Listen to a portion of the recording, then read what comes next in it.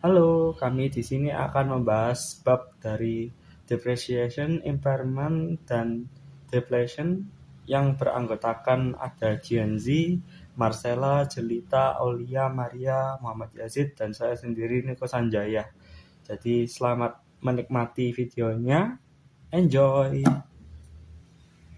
Sekarang kita memasuki di slide pertama, ada pengertian depresiasi. Depresiasi sendiri adalah proses mengalokasikan biaya aset tersebut yang akan dibebankan ke umur manfaatnya.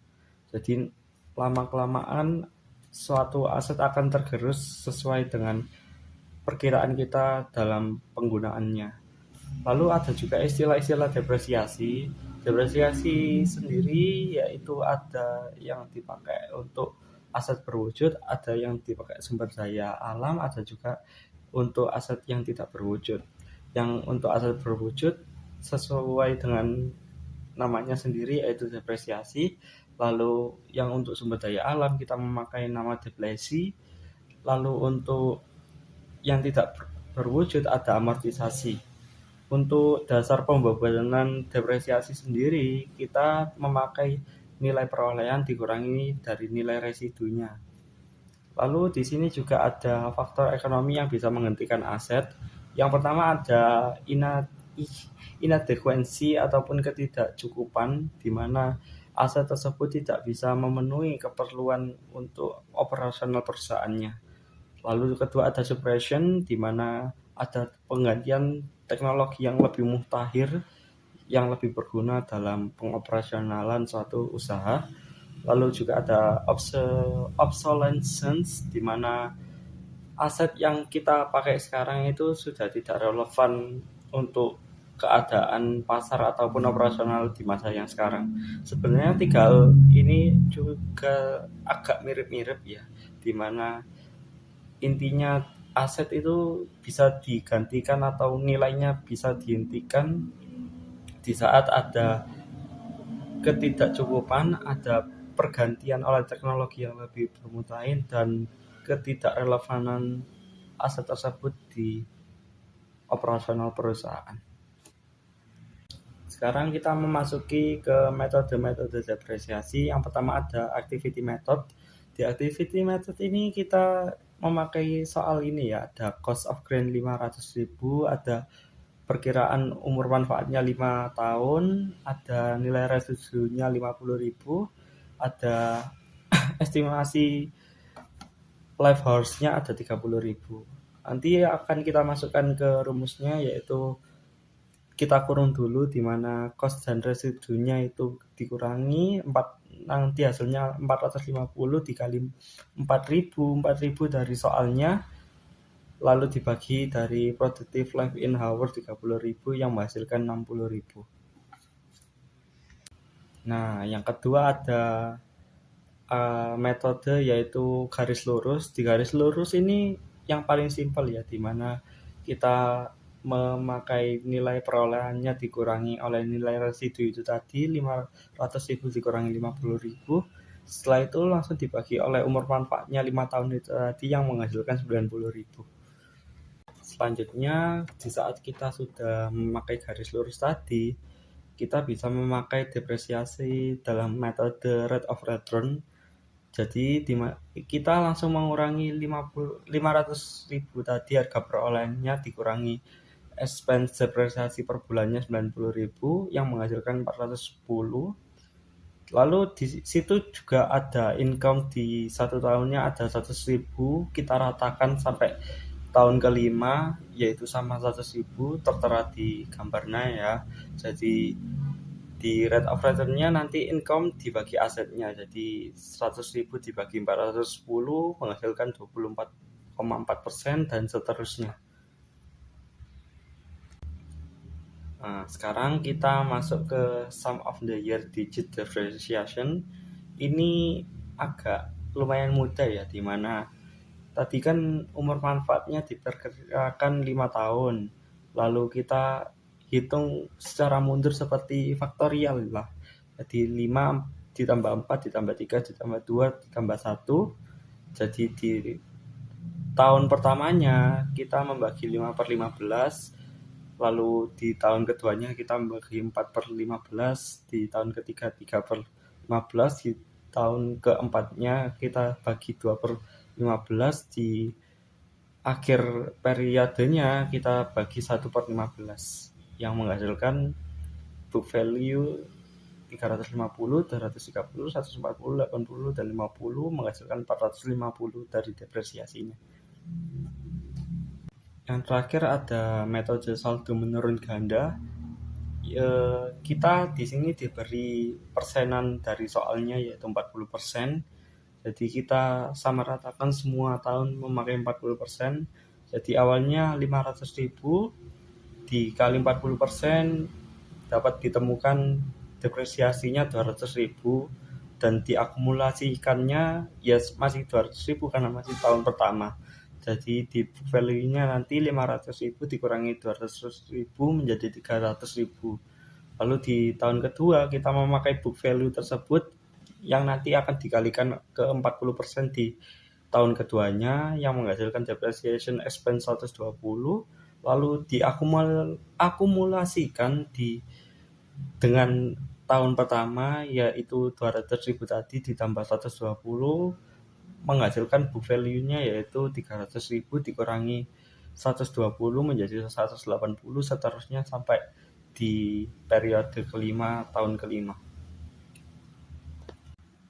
Di depresiasi juga nggak selalu kita bisa mengetahui satu aset itu depresiasinya keseluruhannya sekian. Bisa juga terdapat komponen-komponen tersendiri yang nggak selalu itu umur manfaatnya sama. Jadi di contoh soal ini ada airframe, engine component, outer component yang memiliki nilai 60 juta, 32 juta, dan 8 juta. Nah, di sini kan ada komponen nilai harganya itu bukan nilai harga, nilai perolehannya itu kan berbeda-beda ya, dan nilai umur manfaatnya juga diperkirakan berbeda-beda. Jadi kita menghitung satu persatu per komponen, lalu kita jumlahkan. Karena kenapa dijumlahkan? Karena tiga hal tersebut masih satu aset yang sama, maksudnya pembentuk aset yang sama. Kan di sini kan asetnya airplane ya. Jadi di airplane tadi ada 3 komponen yang akan disusutkan atau didepresiasi. Setelah kita totalkan berdapatkan total 8.600.000, nanti di posisi keuangan airplane-nya dikurangi oleh 8.600.000 tadi. Terima kasih. Akan dilanjutkan oleh teman saya di slide selanjutnya. Di sini saya akan menjelaskan mengenai depresiasi dan periode parsial. Sebelum masuk ke contoh, kita pahami dulu definisinya. Jadi, depresiasi periode parsial adalah cara menghitung beban penyusutan ketika aset tidak digunakan atau dimiliki selama 1 tahun penuh. Misalnya karena dibeli atau dijual di tengah tahun. Jadi bebannya dihitung secara proporsional sesuai bulan kepemilikan. Oke, sekarang lanjut ke penjelasan. Jadi pernah nggak sih kalian tuh melihat perusahaan membeli mesin di bulan Juni, tapi laporan keuangannya tutup buku di bulan Desember? Nah, pertanyaannya gimana cara menghitung depresiasi kalau asetnya nggak dipakai 1 tahun penuh? Depresiasi untuk periode yang nggak genap setahun penuh itu dihitung secara proporsional alias berdasarkan berapa bulan aset tersebut benar-benar dimiliki. Di sini ada rumusnya, depresiasi setahun penuh dikali dengan jumlah bulan dibagi dengan 12. Sekarang kita lihat ilustrasi dari Steeltex Ltd. Mereka di sini membeli mesin otomatis seharga 45.000 tanggal 10 Juni 2022 dengan nilai residunya 0 dan umur ekonomi 5 tahun, lalu tutup buku di 31 Desember 2022. Di sini langkah pertama kita adalah menghitung depresiasi selama 1 tahun penuh dulu. Jadi 45.000 dibagi dengan 5 tahun yang menghasilkan 9.000 per tahun. Lalu langkah kedua, kita menghitung berapa bulan mesin dipakai di tahun 2022. Dari 10 Juni sampai 31 Desember itu sekitar 6 bulan lebih. Jadi di contoh ini mereka menghitung 6/2/3 bulan. Jadi perhitungannya 6/2/3 dibagi dengan 12 dikali dengan 9.000 yang menghasilkan 5.000. Lalu pencatatan jurnalnya di akhir tahun 2022 itu depreciation expense sebesar 5.000 pada debit, lalu accumulated depreciation equipment sebesar 5.000 di kredit. Yang artinya beban depresiasi di tahun 2022 ini cuma 5.000 karena mesinnya memang belum dipakai selama full 1 tahun. Lalu di slide selanjutnya ini ada depresiasi dan penggantian aset tetap. Depresiasi dan penggantian aset tetap di sini menjelaskan bahwa depresiasi bukanlah sumber dana untuk membeli aset baru. Depresiasi hanya alokasi biaya non-kas, sedangkan dana penggantian aset berasal dari revenue atau pendapatan yang dihasilkan oleh aset tersebut. Lalu di sini misalkan, langsung ke ilustrasi. Misalkan ada perusahaan baru yang punya aset tetap senilai 500.000, umurnya 5 tahun dan tanpa nilai residu. Jadi awal neracanya tuh gini, plan assets sebesar 500.000 dan equity-nya 500.000. Nah, kita asumsikan perusahaan ini sama sekali nggak punya pendapatan selama 5 tahun.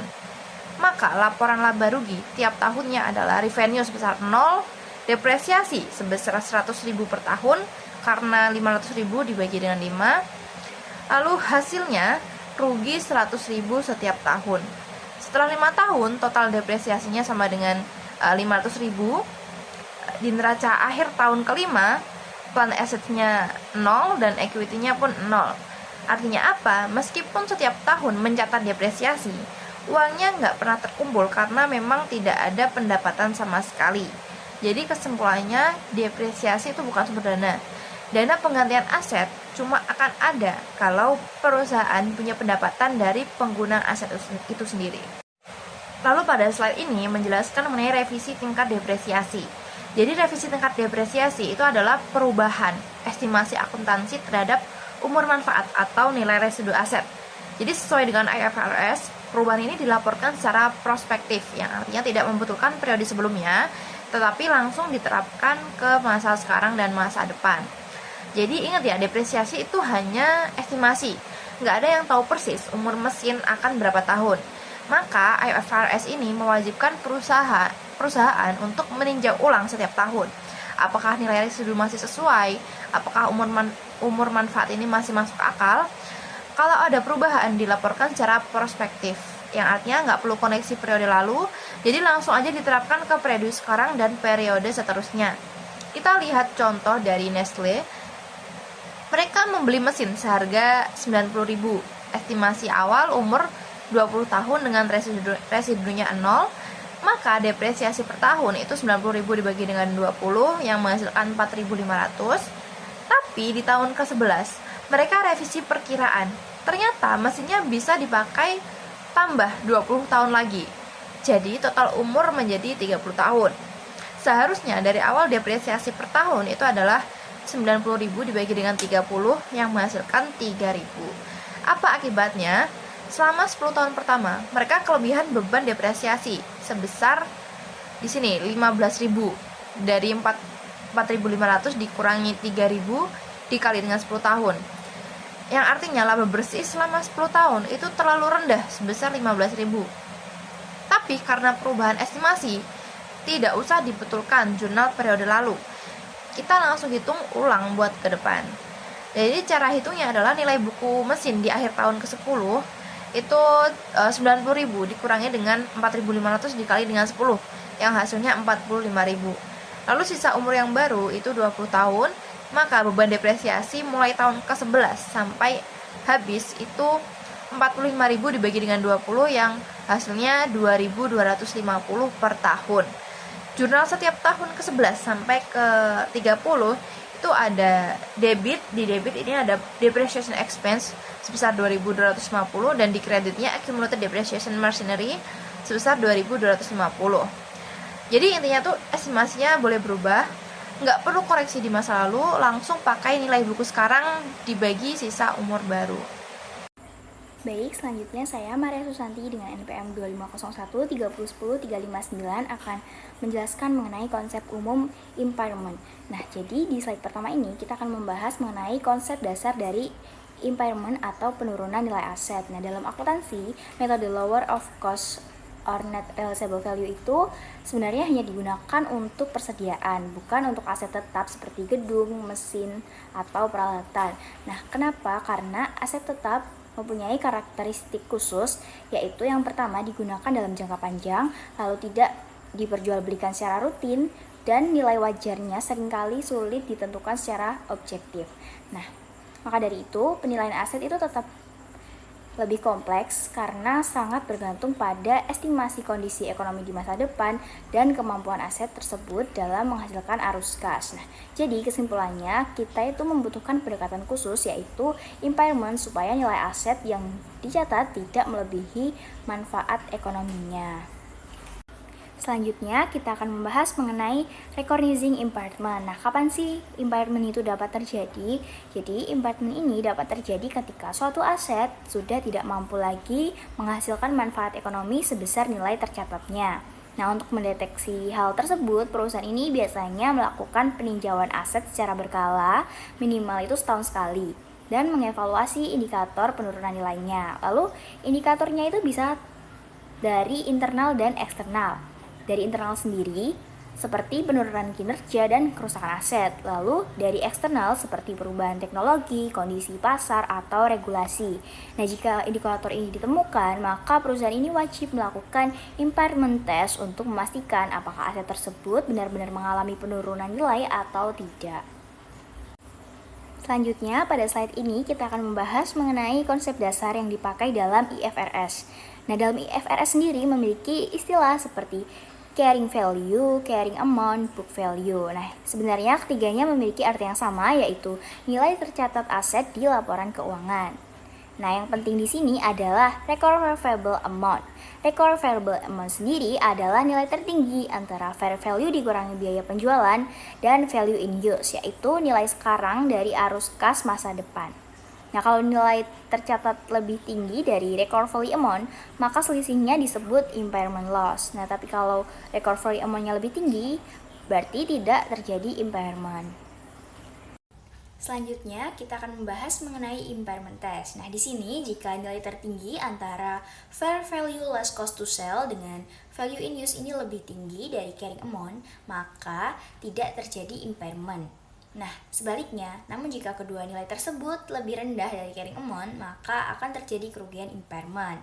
Nah, di sini terdapat contoh, yaitu di sebelah kiri.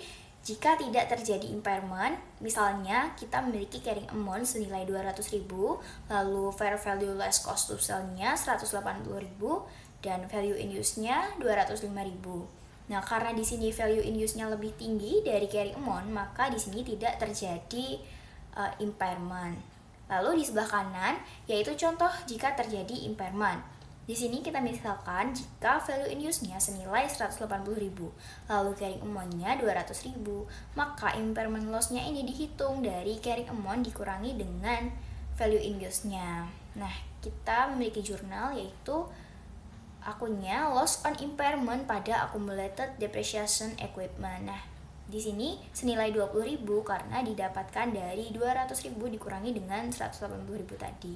Nah, nantinya kerugian ini akan dilaporkan dalam laporan laba rugi pada bagian other income and expense. Selanjutnya, kita masuk pada impairment illustration atau ilustrasi penurunan nilai. Di sini terdapat case yang pertama, yaitu mengenai Hanoi Ltd. Memiliki peralatan dengan biaya senilai 26 juta, lalu akumulasi depresiasi 12 juta, dan nilai buku 14 juta.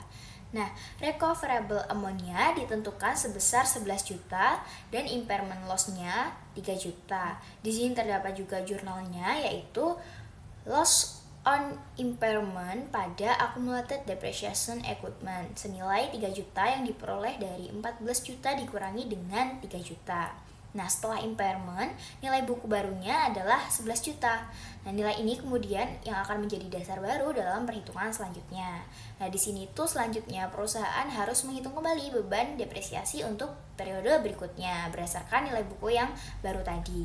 Nah, sebagai ilustrasi ini, jika sisa umur manfaat aset adalah 2 tahun, maka beban depresiasi per tahunnya yaitu 11 juta dibagi dengan 2 karena tadi 2 tahun, yaitu menghasilkan 5.500.000. Di sini jurnalnya yaitu depreciation expense pada accumulated depreciation equipment senilai 5.500.000 yang didapatkan dari 11 juta dibagi dengan 2 tadi. Nah, artinya setelah impairment, depresiasi ini tidak lagi dihitung dari nilai lama, tetapi dari nilai yang telah disesuaikan setelah impairment tadi.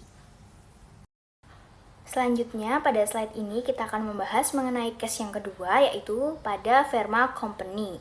Nah, di sini itu perusahaan memiliki aset dengan nilai tercatat sebesar $200.000. Lalu untuk menentukan apakah aset ini mengalami penurunan nilai atau tidak, perusahaan menghitung recoverable amount, yaitu nilai yang bisa dipulihkan dari aset. Nah, dalam kasus ini digunakan pendekatan value in use, yaitu nilai sekarang dari arus kas masa depan. Di sini perusahaan memperkirakan arus kas masuk sebesar $40.000 per tahun selama 5 tahun, lalu nilai sisa $10.000 di akhir tahun kelima dan tingkat diskontonya 8%. Nah, semua arus kas ini harus didiskontokan ke nilai yang sekarang. Hasil perhitungannya adalah seperti yang ada di kanan atas, lalu kita bandingkan nilai tercatatnya dan recoverable amount. Nah, di sini karena nilai tercatatnya lebih besar, maka terjadi impairment. Di sini kerugian dihitung dari 200.000 dikurangi dengan 166.514,20 tadi. Nah, jadi perusahaan itu harus mengakui rugi penurunan nilainya sebesar itu. Di sini juga ada jurnalnya, yaitu loss on impairment pada accumulated depreciation machinery senilai 33.485,80. Nah, artinya kita ini mengakui kerugian di laporan laba rugi dan menurunkan nilai aset melalui akumulasi depresiasi. Nah, setelah jurnal ini nilai tercatat baru aset yaitu menjadi $166.514,20. Selanjutnya, kita akan membahas mengenai reversal of impairment loss atau pembalikan kerugian. Nah, setelah terjadi impairment ini, ada kemungkinan nilai aset meningkat kembali di masa depan. Inilah yang disebut dengan reversal of impairment. Nah, ada aturan pentingnya, yaitu nilai baru tidak boleh melebihi nilai sebelum impairment. Lalu yang kedua, setelah impairment, recoverable amount-nya menjadi dasar nilai baru. Nah, sekarang kita lihat pada ilustrasi Tan Group. Di sini perusahaan itu membeli aset seharga 300.000. Nah, umur manfaatnya ini selama 3 tahun tanpa nilai sisa. Jadi depresiasi per tahunnya yaitu senilai 100.000, sehingga pada tahun 2022 nilai tercatatnya 200.000, lalu pada 2023 nilai tercatatnya 100.000 dan pada 2024 nilai tercatatnya 0 karena di sini mengalami depresiasi per tahunnya yaitu 100.000 tadi.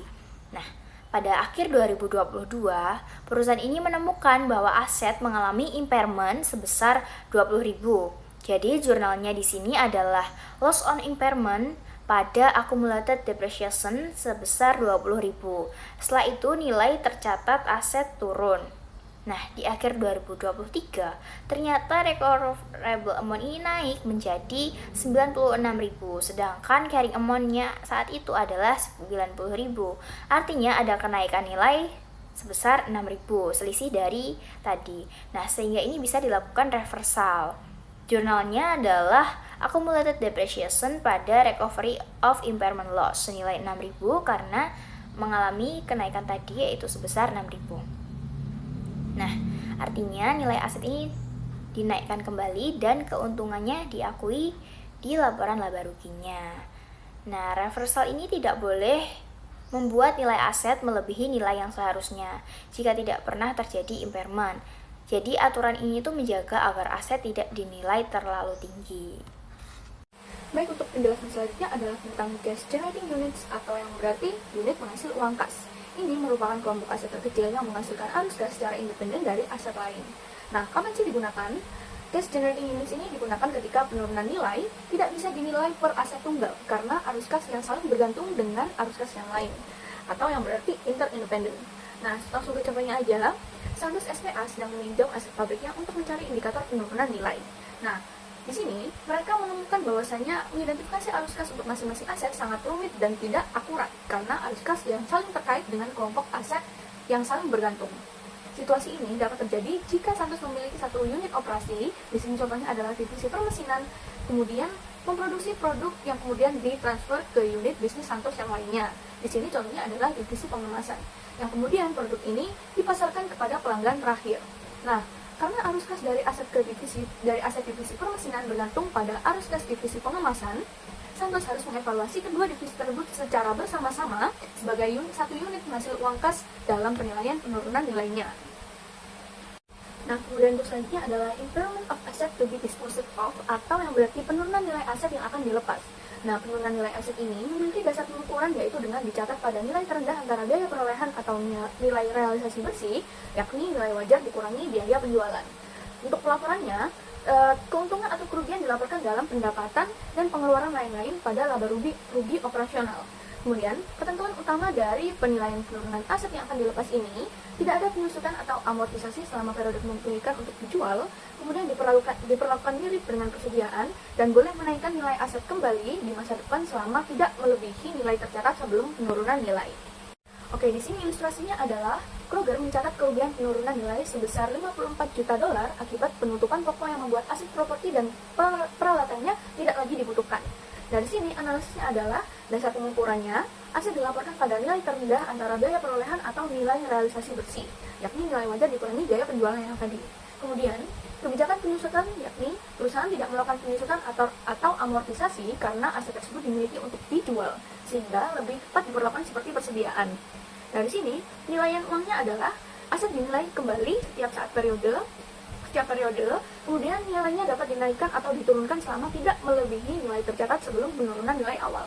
Kemudian untuk laporannya, keuntungan atau kerugian dilaporkan sebagai bagian dari pendapatan operasional dalam akun pendapatan dan pengeluaran lain-lain. Nah, kemudian untuk selanjutnya kita bisa lihat dari ilustrasi gambarnya, di mana terkait impairment of asset to be disposed of ini dimulai dengan tes penurunan nilai, di mana apakah jumlah yang dapat dipulihkan tersebut kurang dari nilai tercatat ataukah melebihi dari nilai yang tercatat. Nah, apabila tidak atau melebihi, maka tidak ada penurunan nilai. Namun apabila iya, kurang dari nilai tercatat, maka akan dilakukan pengukuran kerugian akibat kerusakan yang dimana dimulai dengan penurunan nilainya. Apabila aset yang dimiliki untuk digunakan, maka kerugian penurunan nilai yang dicatat adalah kelebihan nilai tercatat atas nilai yang dapat dipulihkan. Kemudian depresiasi berdasarkan nilai buku baru, dan pemulihan kerugian penurunan nilai akan diperbolehkan. Kemudian yang selanjutnya adalah apabila aset yang dimiliki untuk dijual atau dilepaskan, maka nilai yang dicatat adalah nilai yang terendah antara biaya perolehan atau nilai wajar dikurangi dengan biaya penjualan yang menghasilkan nilai realisasi bersih. Kemudian yang kedua adalah tidak ada penyusutan yang akan dilakukan. Kemudian untuk selanjutnya adalah depletion, establishing a depletion base, atau penitisan, spesifiknya terkait membangun basis penitisan, yang dimana dari yang kita ketahui, sumber daya alam dibagi menjadi dua, yakni sumber daya alam berdasarkan aset biologis dan sumber daya alam mineral. Dari sini, kita akan membahas terkait sumber daya mineralnya. Kemudian, gimana sih karakteristik dari sumber daya mineral itu? Nah, karakteristiknya adalah sumber daya mineral, konsumsi atau penghapusan asetnya dilakukan secara fisik sepenuhnya atau secara lengkap. Kemudian, hanya bisa digantikan oleh alam, jadi tidak bisa digantikan oleh buatan manusia. Selanjutnya, dari sini kita akan melihat ilustrasi dari depletion atau penitisan itu sendiri secara umum, di mana sebuah perusahaan seperti Total SA mengeluarkan biaya besar untuk menemukan sumber daya mineral. Nah, dari sini, untuk setiap penemuan yang berhasil, terdapat banyak sekali kegagalan untuk mencapai keberhasilan itu. Perusahaan sering mengalami penundaan yang lama antara waktu pengeluaran biaya dan waktu perolehan manfaat dari sumber daya alam yang diekstraksi. Jadi, waktu awal mereka mengeluarkan banyak biaya, tetapi mereka harus melalui banyak sekali kegagalan, kemudian baru untuk mencapai keberhasilan dan memperoleh manfaat dari keberhasilan itu. Akibatnya, seringkali diterapkan kebijakan konservatif dalam akuntansi pengeluaran yang terkait dengan penemuan dan ekstraksi sumber daya mineral. Kemudian, basis perhitungan dasar penyusutan yakni adalah terdapat 3. Yang pertama adalah biaya praeksplorasi, kemudian yang kedua adalah biaya eksplorasi dan evaluasi atau disingkat dengan E&E, kemudian yang terakhir adalah biaya pengembangan. Di sini yang pertama kita akan membahas tentang biaya praeksplorasi, yang dimana sesuai dengan namanya praeksplorasi, yang berarti ini adalah biaya yang dikeluarkan sebelum perusahaan memperoleh hak hukum atau prospeksi untuk melakukan eksplorasi area tertentu. Nah, contohnya, perusahaan Royal Dutch Shell melakukan pengujian seismik di lokasi pengeboran minyak potensial sebelum mengeluarkan biaya eksplorasi yang substansial. pengujian seismik ini berarti mereka itu mengukur di sebuah wilayah tertentu atau area tertentu apakah kira-kira area ini memiliki potensi untuk menghasilkan cadangan minyak yang banyak. Kemudian biaya ini dianggap bersifat spekulatif dan dibebankan sebagai pengeluaran saat terjadi. Jadi biaya ini dianggap sebagai biaya spekulatif karena ini belum tentu menghasilkan keberhasilan karena hanya bersifat perkiraan. Kemudian biaya ini dibebankan ketika pengeluaran terjadi pada saat itu. Kemudian yang selanjutnya adalah biaya eksplorasi atau eksplorasi dan evaluasi atau E&E, di mana ini merupakan biaya pencarian dan penentuan kelayakan teknis. IFRS memberikan fleksibilitas terhadap kita untuk melakukan untuk menerapkan salah satu basis saja, yakni yang pertama adalah konsep biaya penuh, yang berarti mengkapitalisasi seluruh biaya, atau dengan konsep upaya sukses yang hanya mengkapitalisasi biaya yang menghasilkan keberhasilan. Nah, dari sini contohnya adalah perusahaan Royal Dutch Shell tadi yang melakukan eksplorasi minyak dan menentukan bahwa area eksplorasi tersebut memiliki cadangan minyak, yang dimana hasilnya banyak sumur kering dan hanya beberapa cadangan minyak yang ditemukan. Nah, apabila kita menerapkan konsep biaya penuh, yang berarti mengkapitalisasi seluruh biaya, maka kita akan menghitung dan menerapkan biaya yang sumber kering tadi juga, termasuk secara keseluruhan. Namun, apabila kita menerapkan konsep upaya sukses, yang dimana kita hanya mengkapitalisasi biaya yang menghasilkan hasil, dimana dalam hal ini hanya cadangan minyak yang ditemukan saja yang akan dimasukkan ke dalam biaya tersebut. Jadi, ini adalah upaya bagaimana kita itu sukses, makanya disebut sebagai upaya sukses. Kemudian yang terakhir adalah biaya pengembangan, yang dimana aset E&E atau biaya terkait eksplorasi dan evaluasi tadi diklasifikasikan ulang dan diuji terkait penurunan nilainya untuk memastikan nilainya tidak melebihi nilai yang dapat dibolehkan. Nah, klasifikasi ini dibagi menjadi dua, yakni biaya perawatan yang berwujud atau tangible, kemudian yang kedua adalah biaya pengembangan tak berwujud atau intangible. Nah, untuk yang pertama, biaya perawatan yang berwujud mencakup peralatan berat yang dapat dipindah kemudian atau disusun secara terpisah, dan aset tetap yang tidak dapat dipindah seperti pondasi rig, yang mana ini harus disusunkan selama masa manfaat atau umur tambang. Kemudian yang selanjutnya adalah biaya pengembangan tidak berwujud atau intangible, yang dimana hal ini meliputi biaya pengeboran, terowongan, dan sumur yang tidak memiliki fisik tetapi krusial bagi produksi, sehingga dimasukkan ke dalam basis penitisan. Nah, oke. Jadi karena setelah tadi kita sudah bisa menentukan depletion base perusahaan atau total biaya sumber daya, di langkah ini kita bisa untuk mengalokasikan biaya tersebut itu ke setiap periode akuntansinya. Nah, jadi biaya ini itu tidak langsung diakui sekaligus, tapi dibagi sesuai dengan penggunaan sumber daya ini. Nah, pada proses alokasinya itu disebut dengan depletion. Di dalam praktiknya juga biasanya sering menggunakan units of production, atau itu adalah suatu metode berdasarkan dengan jumlah produksi atau jumlah yang akan ditambang. Jadi di sini beban depletion itu sangat tergantung pada beberapa unit yang diekstraksi dalam periode tersebut. Nah, oke. Jadi kita lanjut pada slide ini. Itu ada for example dari perusahaan Macleod itu memperoleh hak untuk menggunakan lahan seluas 1.000 akre di Afrika Selatan ya untuk menambang perak. Jadi untuk bisa melakukan kegiatan pembangunan itu, perusahaan mengeluarkan beberapa jenis biaya.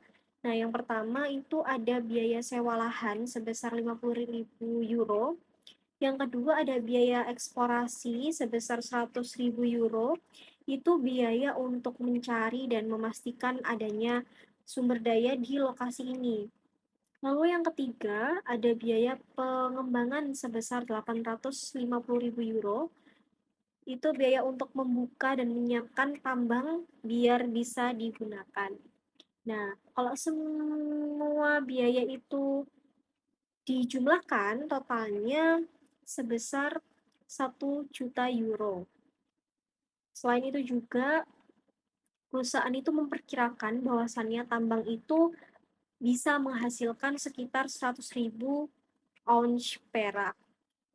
Nah, estimasi ini nantinya akan digunakan sebagai dasar untuk menghitung biaya per unitnya dalam proses depletion. Nah, setelah kita mengetahui total dan estimasi cadangannya, kita bisa menggunakan biaya per unitnya. Nah, total biaya sebesar 1 juta itu dibagi dengan estimasi cadangannya sebesar 100.000 ounce, sehingga itu diperoleh 10 euro. Nah, nilai ini tuh nantinya disebut sebagai depletion rate. Jadi, suatu biaya yang akan dibebankan untuk setiap unit yang akan ditambang. Lalu di sini ada depletion expense. Setelah kita mendapatkan depletion rate, itu sebesar 10.000 euro per unit tadi. Nah, langkah berikutnya kita bisa menghitung beban depletion untuk periode yang akan berjalan. Jika perusahaan itu menambang sebanyak 20.000 ounce pada tahun pertama, maka beban depletion itu dihitung dengan cara dikalikan dengan 25.000 itu dikalikan dengan 10 euro, karena di sini diketahui bahwasannya unit ekstrak sebesar 25.000 ounce dan depletion rate-nya 10 per ounce. Nah, totalnya adalah 250.000 euro. Jadi itu adalah total beban depletion yang dihasilkan.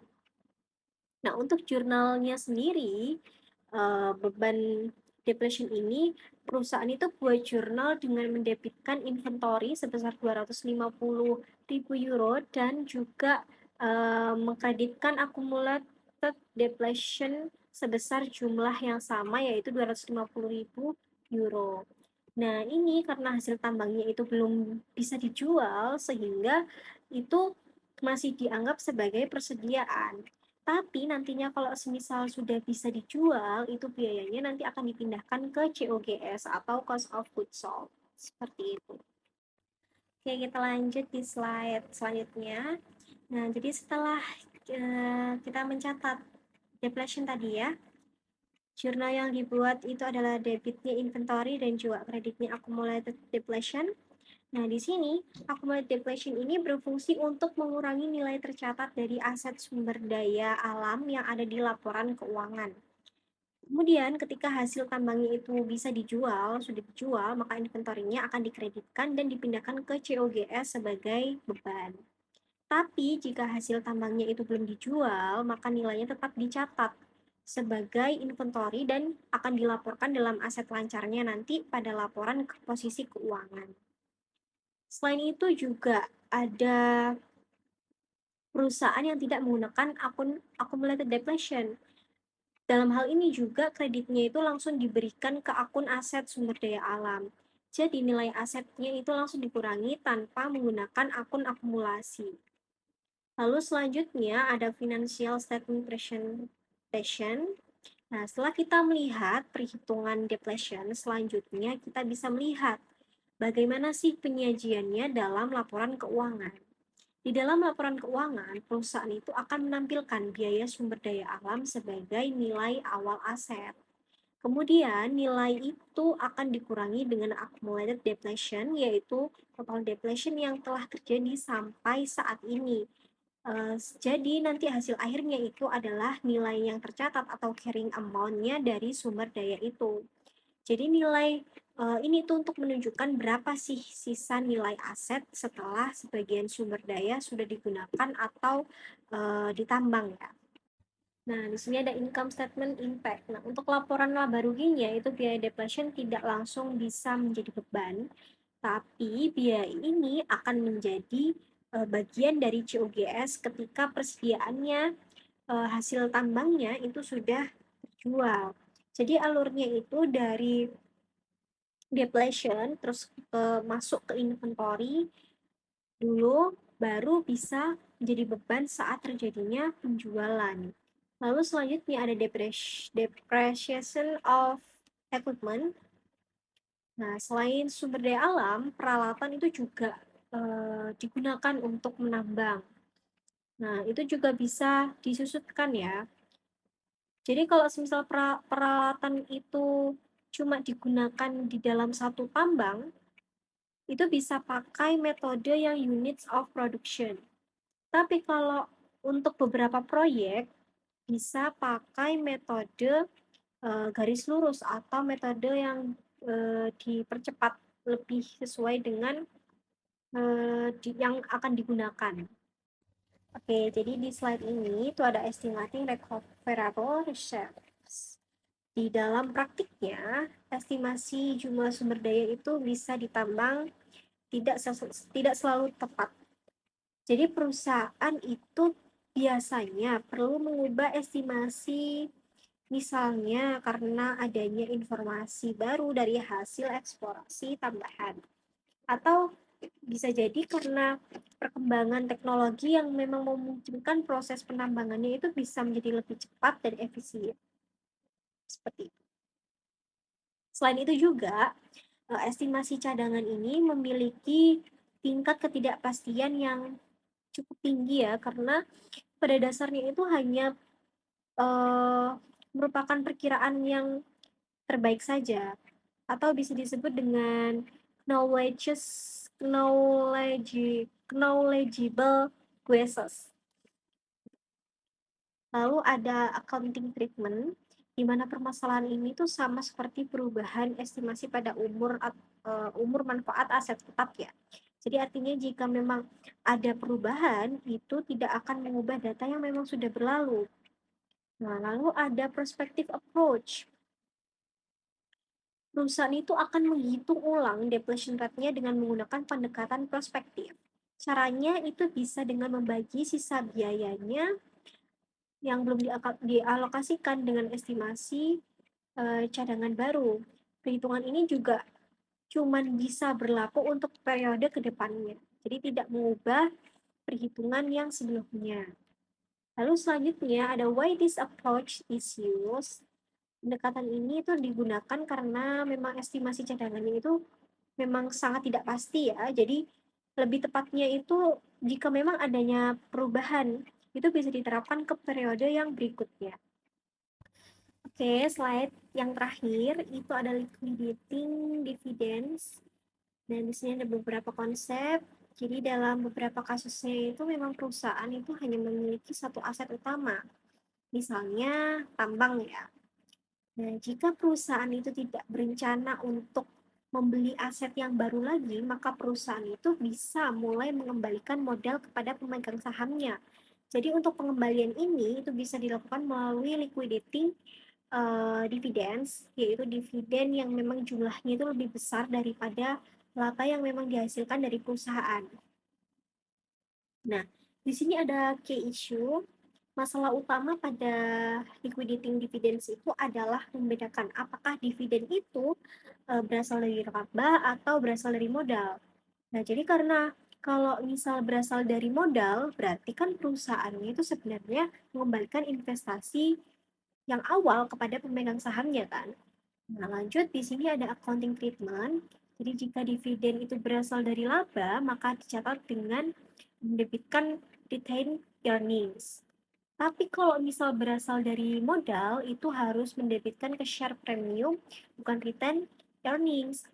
Kenapa hal ini seperti itu? Karena bagian itu merupakan pengembalian investasi awal kepada ke pemegang sahamnya.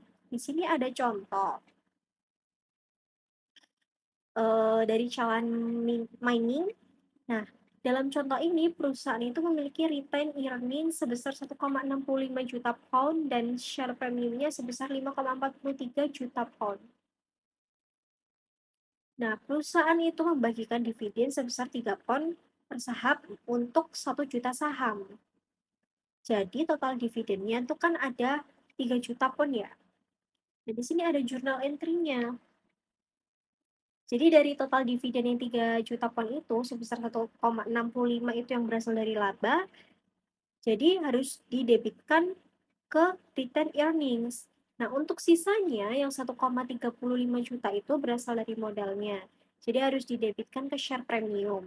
Dan untuk total kreditnya itu ke kas sebesar 3 juta pound.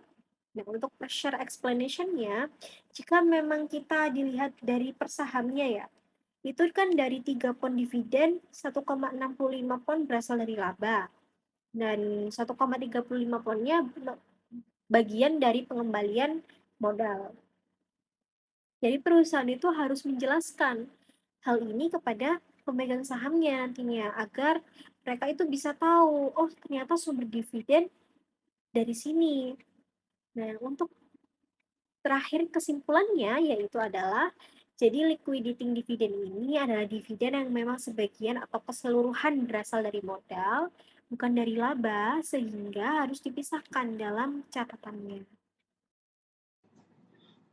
Selanjutnya saya akan menjelaskan salah satu submateri dari subbab depletion, yaitu presentation on the financial statements. Sebelumnya, perkenalkan nama saya Muhammad Yazid Fikri Miftah dengan 3 NPM terakhir 294. Presentation on the financial statements adalah proses menyajikan dan mengungkapkan informasi keuangan suatu perusahaan dalam laporan keuangan atau terutama laporan posisi keuangan atau neraca, laporan laba rugi, dan catatan atas laporan keuangan secara relevan, andal, dan sesuai standar akuntansi. Fokus utamanya adalah bagaimana aset, kewajiban, dan ekuitas, khususnya aset tetap seperti properti, plant and equipment atau PPE, ditampilkan dengan dasar penilaian yang tepat, umumnya menggunakan historical cost, dikurangi akumulasi depresiasi dan penurunan nilai atau impairment, sehingga menghasilkan carrying amount atau nilai buku. Selanjutnya di bawahnya ada accounting policies atau kebijakan akuntansi. Di sini ada 3, yaitu dari yang pertama, 1, aset eksplorasi, evaluasi, dan produksi. Perusahaan menggunakan metode successful effort, di mana biaya eksplorasi dan evaluasi dikapitalisasi terlebih dahulu. Biaya pro lisensi langsung dibebankan. Biaya akan dihapus ke laba rugi jika tidak ditemukan cadangan komersial. Sedangkan biaya pengembangan dikapitalisasi sebagai aset tetap dan diamortisasi. Yang kedua, ada penyusutan dan amortisasi. Amortisasi dilakukan dengan metode unit produksi, yaitu berdasarkan perbandingan produksi aktual dengan estimasi total cadangan.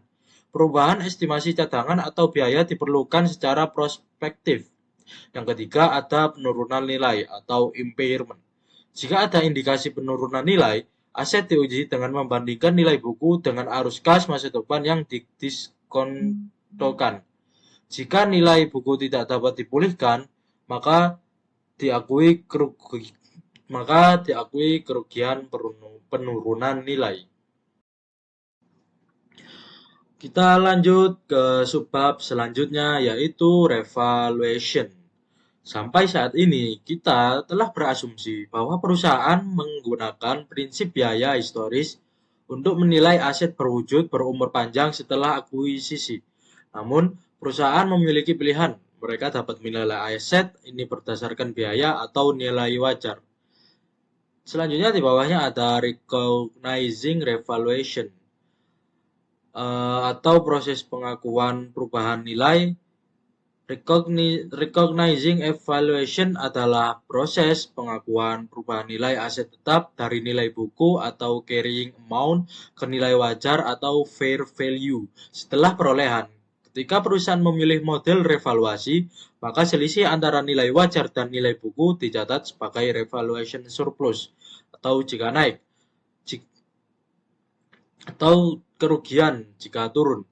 Kenaikan nilai tidak masuk ke laba rugi, melainkan ke other comprehensive income dan terakumulasi dalam ekuitas. Rumus dasarnya adalah revaluation surplus sama dengan fair value dikurangi carrying amount. Jika nilai wajar lebih rendah, maka selisihnya diakui sebagai loss atau impairment di laporan laba rugi, kecuali sebelumnya ada surplus revaluasi yang bisa meng-offset. Ke recognizing revaluation bagian 2, Network Rail atau GBR adalah contoh perusahaan yang memilih untuk menggunakan nilai wajar untuk memperhitungkan aset dalam jaringan kereta apinya.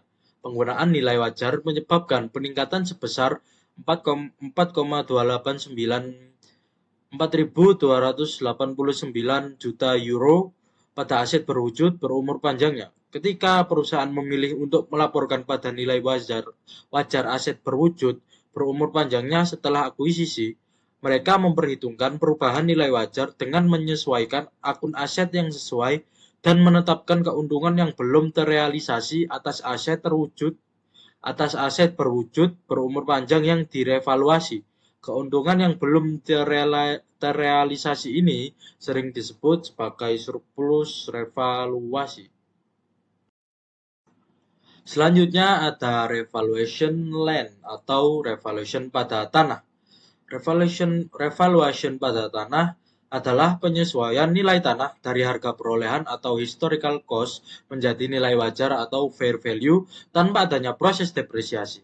Karena tanah tidak disusutkan. Ketika nilai wajar tanah meningkat, selisihnya diakui sebagai unrealized gain atau revaluation surplus yang dicatat dalam order comprehensive income dan masuk ke ekuitas, bukan ke laba rugi.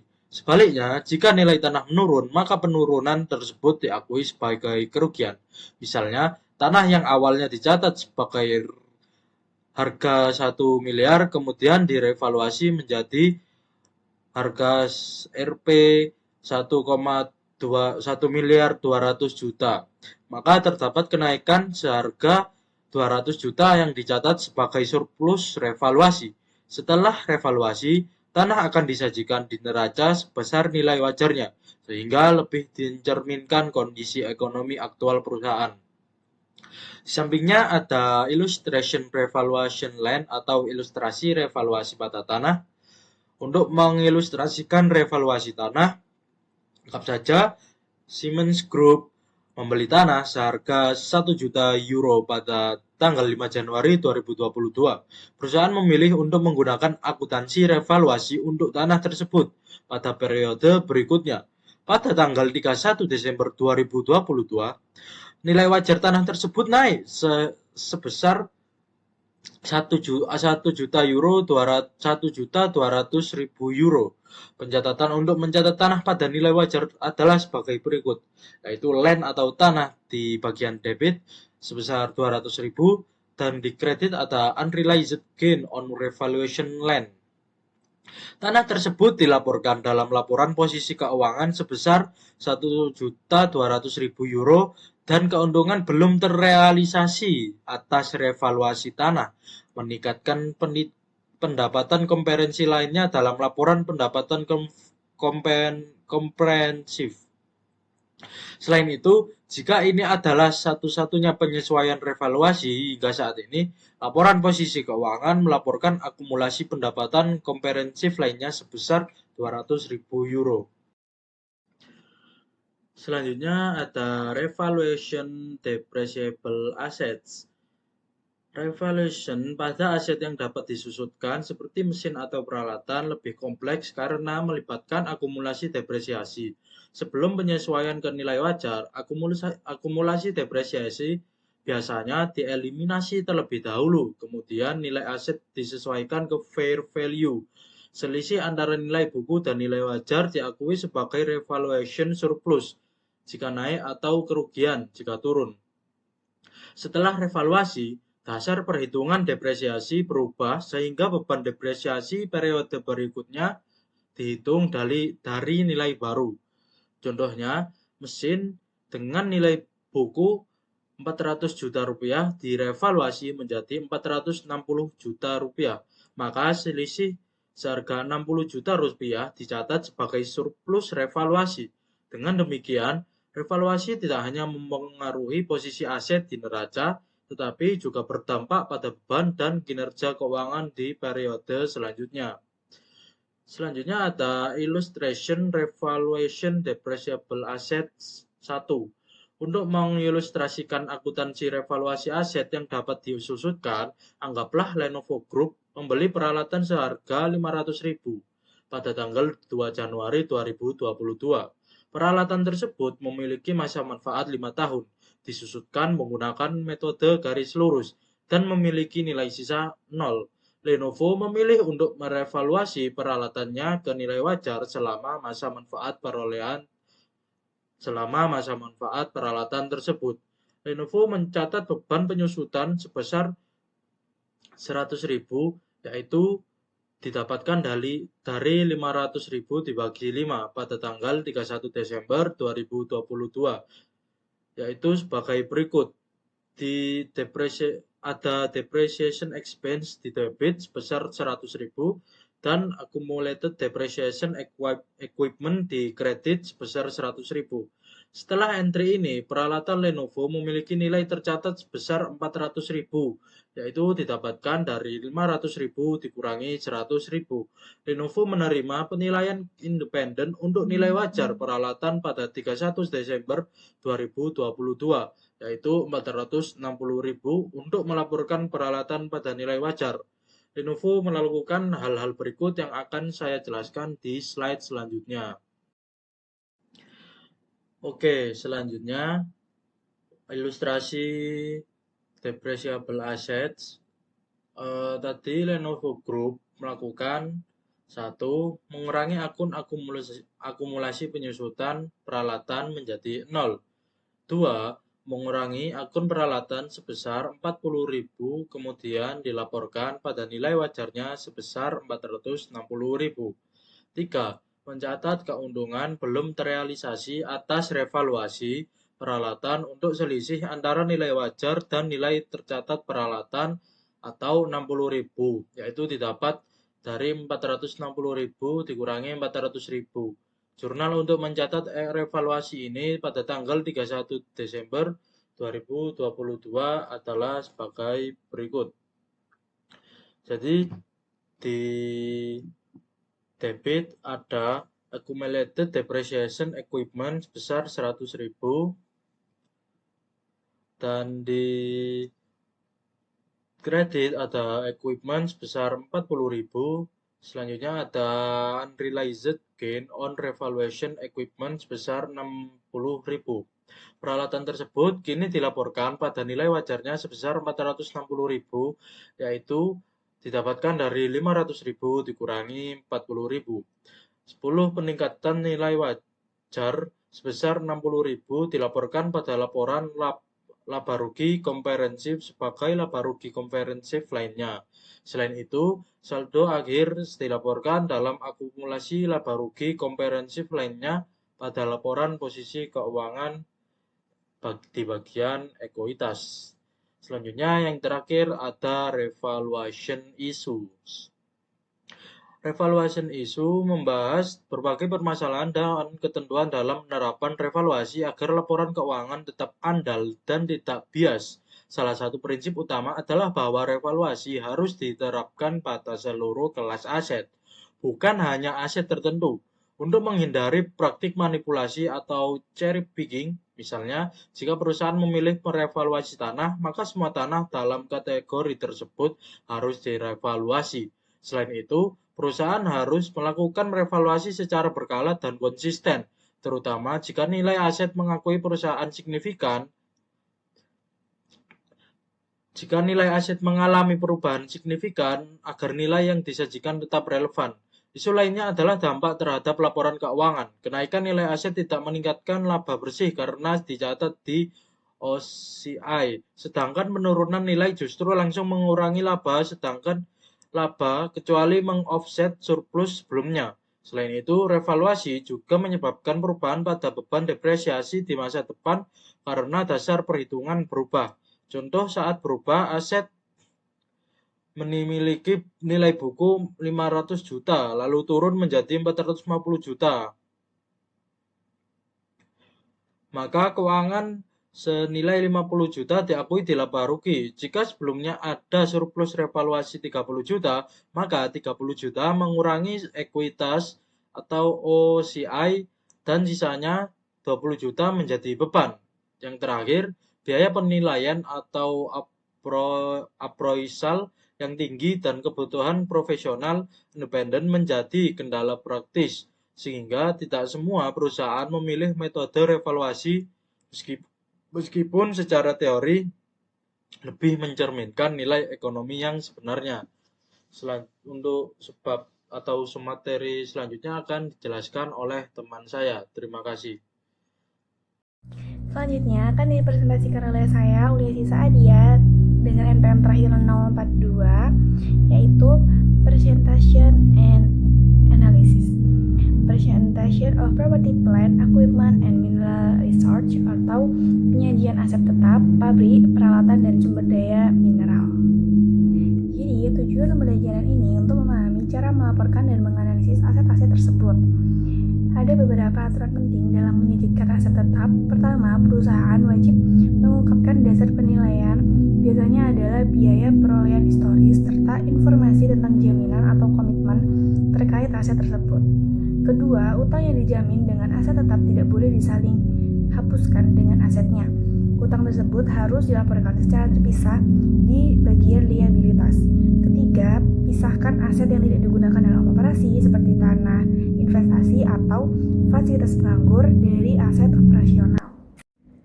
Untuk penyusutan, perusahaan menggunakan akun akumulasi penyusutan. Ini penting agar pengguna laporan keuangan bisa melihat biaya historis aset dan seberapa besar telah disusutkan. Untuk sumber daya mineral ada dua pendekatan. Beberapa perusahaan menggunakan akun akumulasi depresi tetapi banyak pula yang langsung mengurangi akun sumber daya mineral.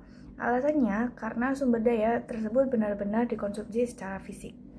Sebagai contoh, pelaporan aset tetap oleh Nestle Group or CHI dalam laporan tahunan terbaru. Nestle menyajikan data ringkasan neraca yang dilengkapi dengan rincian jumlah dan kebijakan akuntansi yang tercantum dalam catatan atas laporan keuangan. Jadi jurnalnya yang ada di bawah itu. Jadi di dalam tabel itu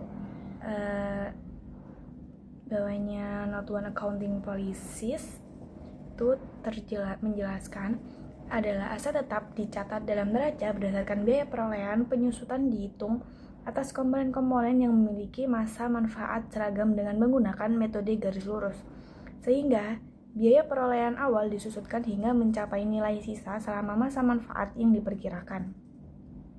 Nilai sisa ditetapkan sebesar 30% untuk kantor pusat dan 0 untuk semua jenis aset lainnya. Masa manfaatnya adalah sebagai berikut: buildings 20-40 tahun, machinery and equipment 10-25 tahun, tools, furniture, information technology, and sundry equipment 3-10 tahun, vehicles 3-10 tahun, and land is not depreciated 3-8 tahun. Umur manfaat, komponen, dan nilai sisa ditinjau setiap tahun. Peninjauan tersebut mempertimbangkan sifat aset, tujuan penggunaannya termasuk namun tidak terbatas pada penutupan fasilitas, serta perkembangan teknologi dan tekanan persaingan yang dapat menyebabkan keusangan teknis. Penyusutan aset tetap dialokasikan ke pos-pos beban yang sesuai berdasarkan fungsi dalam laporan laba rugi. Biaya pinjaman yang timbul selama proses konstruksi dikapitalisasi jika aset yang sedang dibangun bersifat signifikan dan jika konstruksinya memerlukan waktu yang cukup lama untuk diselesaikan, atau biasanya lebih dari 1 tahun. Tingkat kapitalisasi ditentukan berdasarkan suku bunga pinjaman jangka pendek selama periode konstruksi. Premi yang dikapitalisasi untuk tanah atau bangunan yang disewa diamortisasi selama masa sewa. Hibah pemerintah diakui sesuai dengan metode penangguhan, di mana hibah tersebut dicatat sebagai pendapatan ditangguhkan yang dilepaskan ke laporan laba rugi selama masa manfaat aset terkait. Hibah yang tidak terkait dengan aset dikreditkan ke laporan laba rugi saat diterima. Oke, jadi selanjutnya adalah Analysis of Property, Plant, and Equipment. Analisis mengevaluasi aset berdasarkan aktivitas atau perputaran dan profitabilitas. Analisis ini menggunakan 3 rasio utama, yaitu yang pertama adalah asset turnover atau perputaran aset. Seberapa efisien suatu perusahaan menggunakan asetnya untuk menghasilkan penjualan diukur melalui perputaran aset. Di sini ada contoh Siemens Group, itu ada net sales-nya $83,044, total aset di tanggal 9 Desember 2018 itu ada $138,915, total aset di 9 Desember 2017 ada di $136,111, dan net income-nya 6,120. Oke. Jadi di rumus asset turnover itu penjualan bersih dibagi sama rata-rata total aset. Oke. Ya itu udah ada contoh jawabannya yang seperti itu. Jadi yang kedua ada profit margin on sales. Ukuran lain untuk menganalisis pemanfaatan aset tetap adalah margin laba atas penjualan, return on sales. Rumusnya adalah laba bersih dibagi penjualan bersih. Rasio profitabilitas ini secara terpisah tidak menjawab pertanyaan seberapa menguntungkan sebuah perusahaan dalam memanfaatkan asetnya. Namun, dengan mengaitkan margin laba atas penjualan dengan perputaran aset selama suatu periode waktu, kita dapat menentukan seberapa menguntungkan perusahaan menggunakan asetnya selama periode waktu tersebut dalam ukuran return on asset. Jadi di situ udah ada contoh cara menjawabnya. Profit margin on sales, net income dibagi net sales. Seperti yang tadi, laba bersih dibagi penjualan bersih. Jadi yang ketiga adalah return on asset, tingkat pengembalian yang dicapai suatu perusahaan melalui pemanfaatan asetnya, disebut return on asset. Rumusnya adalah laba bersih dibagi rata-rata total aset. Kalau yang profit margin on sales kan laba bersih dibagi penjualan bersih, tapi kalau yang return on asset itu laba bersih dibagi rata-rata total aset. Sebagai contoh jawaban yang ada di tabel seperti itu. Ini diambil dari contoh soal Simon's Group. Jadi, okay, that wraps up the final explanation from Group 4. I hope you find this material easy to understand. Thank you for your attention. Bye-bye.